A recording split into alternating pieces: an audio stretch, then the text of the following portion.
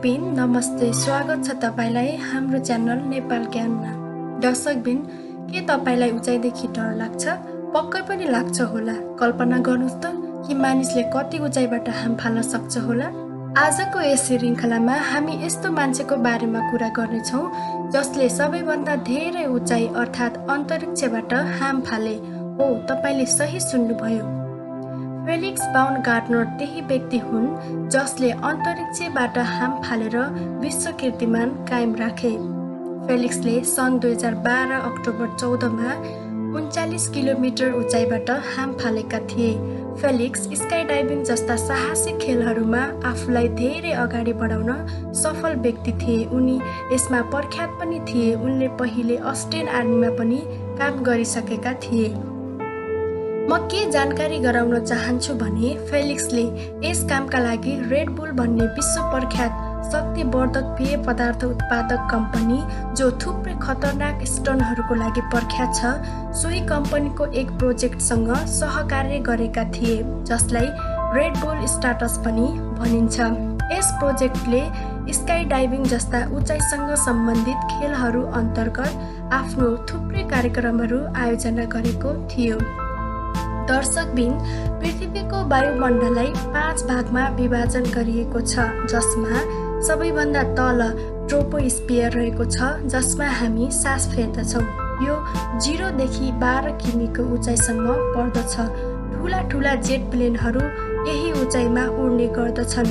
त्यसपछिको अर्को माथिल्लो तह स्ट्राटोस्फियर हो, जुन 12 देखि 50 किमीको उचाइमा पर्दछ। हो, यही सतहबाट फेलिक्सले हाम फालेका थिए। अचम्मको कुरा त के छ भने फेलिक्सले अन्तरिक्षबाट हाम फाल्दा अत्याधुनिक सुरक्षा उपकरणहरू लगाएका पनि थिएनन्, जसले उनलाई यदि केही खराबी भएमा विषम परिस्थितिबाट बचाउन सकोस्। उनी सामान्य सुरक्षा उपकरण सहित अन्तरिक्षबाट जम्प गरेका थिए। हेलियम बेलुनमा 39 किमीको उचाइबाट हाम फालेर उनले विश्व कीर्तिमान कायम राख्न सफल भए। उनले हाम फालेको 40 सेकेन्डमा नै 1357 किलोमिटर प्रति घण्टाको गतिमा तल खसेका थिए। दर्शकबिन, यो गति ध्वनि अथवा आवाजको गतिभन्दा पनि तीव्र हो। हाम्रो आवाजको गति केवल 1235 किलोमिटर प्रति घण्टा मात्रै हुन्छ। उनी यस्ता पहिलो व्यक्ति बने जुन कुनै प्लेन वा गाडीको शक्ति बिना नै ध्वनिको गतिलाई पनि जित्न पुगे। अझ रोचक तथ्य त के छ भने उनी बन्दुकको गोली जुन गतिमा जान्छ उक्त गतिभन्दा आधी गतिमा खसिरहेका थिए।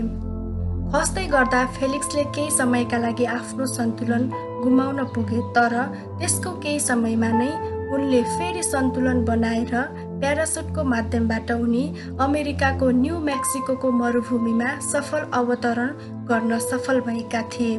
दर्शकबिन, तपाईलाई आजको हाम्रो भिडियो कस्तो लाग्यो? केही सल्लाह सुझाव भए अवश्य हामीलाई कमेन्ट गरी बताउन नभुल्नुहोला। दर्शकबिन, यस्तै रोचक र अनौठा भिडियो हेर्नका लागि हाम्रो च्यानललाई सब्स्क्राइब गरी नजिकैको घन्टी थिच्न नभुल्नुहोला।